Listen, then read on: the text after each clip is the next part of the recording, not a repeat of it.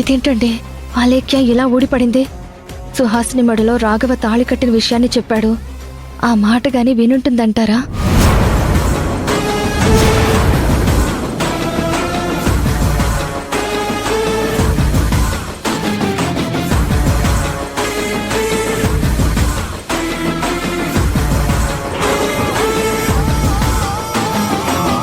ఇప్పటి వరకు మాట్లాడుతూనే ఉన్నారుగా, ఏ ఇప్పుడు నేను రాగానే మాట్లాడుకోవడం ఆపేశారు?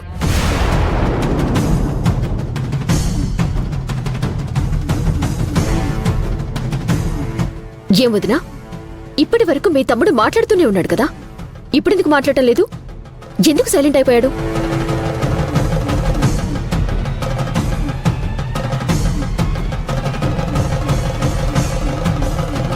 ఏం భూమి, జీవితంలో ఇంకా ఇంతకంటే నష్టం ఉంటుందా?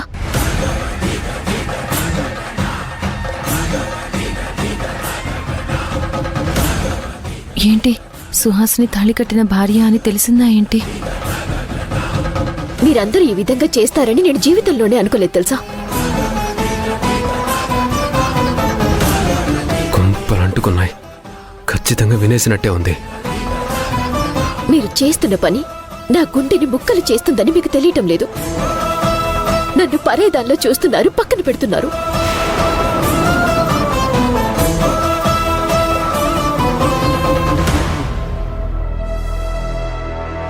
ఏం బావా, ఇది మీకు న్యాయంగా ఉందా? ఇది మీ అందరికీ ధర్మంగా అనిపిస్తుందా?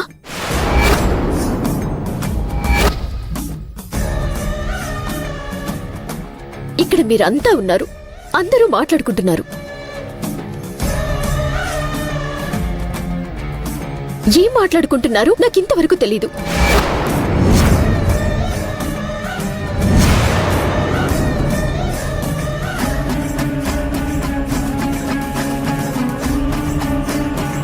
కానీ నేనొచ్చేసరికి మాట్లాడటం ఆపేశారు చూడండి. అదే నా గుండెలో చాలా బాధగా ఉంది బావా. అది ఏదైనా కావచ్చు, ఏ విషయమైనా కావచ్చు. నేను లేనప్పుడు మీరు ఎలా అయితే మాట్లాడుకుంటున్నారో, నేనొచ్చినప్పుడు కూడా మీరు అలాగే మాట్లాడుకుంటే నేను సంతోషపడతాను కదా. అలా కాదని నన్ను ఒక్కదాన్ని వేరు చేస్తూ మీరేదో మాట్లాడుకుంటున్నారు. అది నేనేదో వినకూడదన్నట్టుగా మీరు ఒక్కసారిగా మాట్లాడటం ఆపేస్తే నన్ను ఎంత ఇన్సల్ట్ చేసినట్టు అవుతుంది.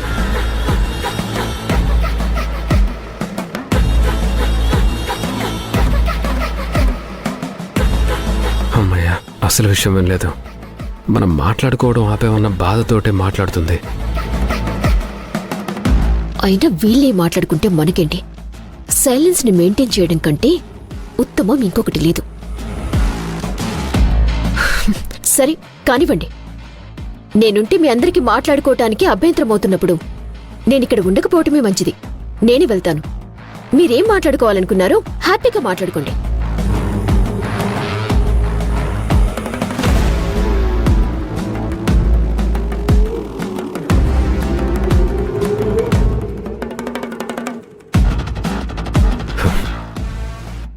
ఏమనుకోవద్దనయ్య, కోర్టుకు రావడం, సాక్ష్యం చెప్పడం నాకు ఇష్టం లేదు.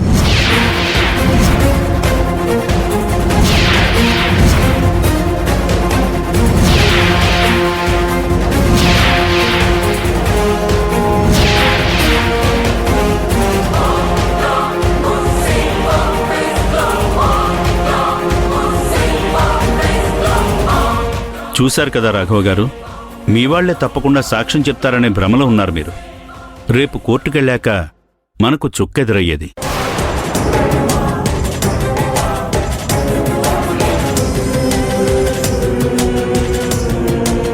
మీరే కదా మాధవ మా పెళ్లి జరిపించిన విషయాన్ని కోర్టులో చెప్పడానికి మీకేంటి బాధ? మీ పెళ్లి జరిపించింది మేమే, కాదంటం లేదు. కానీ అప్పుడున్న పరిస్థితులు వేరు, ఇప్పుడున్న పరిస్థితులు వేరు. పరిస్థితులను బట్టి వ్యక్తిత్వం మారిపోతుందన్నది కరెక్టే. అయితే నేను మారటంలో కూడా తప్పులేదు కదా.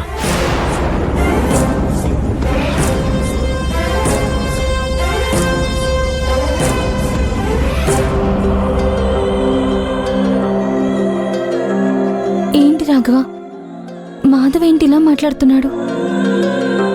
సాక్ష్యం చెప్తాడనే అనుకున్నాం కదా. వాడి అభిప్రాయం ఏదో వాడు చెప్పాడు.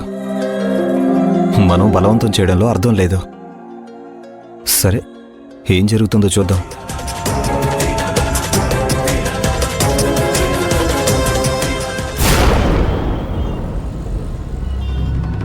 ఇన్ని రోజులు వాళ్ళేదో ఆయుధాన్ని నమ్ముకుని కోర్టులో కేసు నడిపించగలమన్న నమ్మకంతో చేస్తున్నారు. ఆ ఆయుధం ఏంటో తెలుసుకోవాలనుకున్నాం కదా.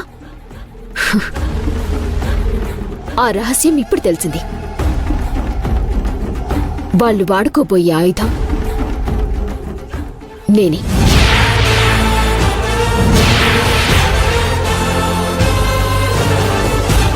నువ్వా? ఇది వినడానికి వింతగా ఉంది. నీ మీద నిన్నే ఆయుధంగా ఎలా ప్రయోగిస్తారు?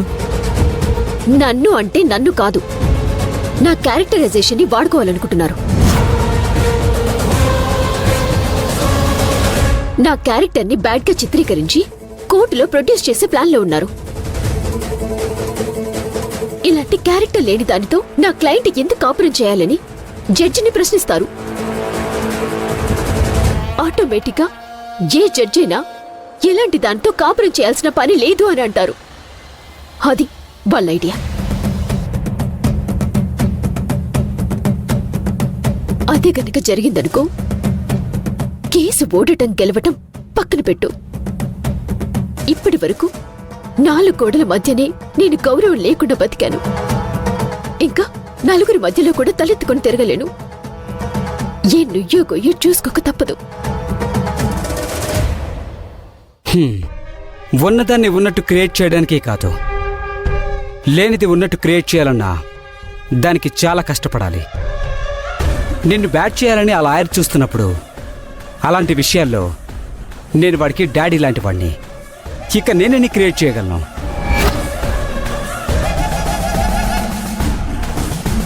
నిజంగా నువ్వు తలదించుకునే పరిస్థితి వస్తే దానికంటే ముందు వాళ్ళెవరూ లైఫ్లో తలెత్తుకోకుండా నేను చేయగలను. ఏం చేస్తావు? నార్మల్గా అయితే ఇది కొంచెం కష్టమే, బట్ నాకు కాదు. రాఘవ సుహాసిని మధ్య ఉన్న సంబంధం వల్లే ఆ పాప పుట్టింది అని వాళ్ళు చెప్తున్నారు కదా. అసలు ఆ పాప డిఎన్ఏనే రాఘవ్ది కాదని రిపోర్ట్ వస్తే అలా రప్పించడం పెద్ద పనేం కాదు. అప్పుడు ఏ బిడ్డను అడ్డం పెట్టుకుని నీ మీద అధికారం చెలాయిస్తున్నారో అప్పుడు ఆ బిడ్డకి ఆ ఇంటికి రాఘవ్కి సంబంధం ఉండదు. అంతేకాదు, ఎప్పుడో అతన్ని ప్రేమించి అతనితో బిడ్డని కని అతని కోసం ఇంకా పరితపిస్తున్న పవిత్ర ప్రేమమూర్తిలా సమాజంలో చలామణి అవుతున్న సుహాసినిని మనం చేసిన అవమానానికి తలెత్తి కూడా చూడలేక కోర్టులోంచి నేరుగా పారిపోయి ఏట్లో దూకేలా చేస్తాను.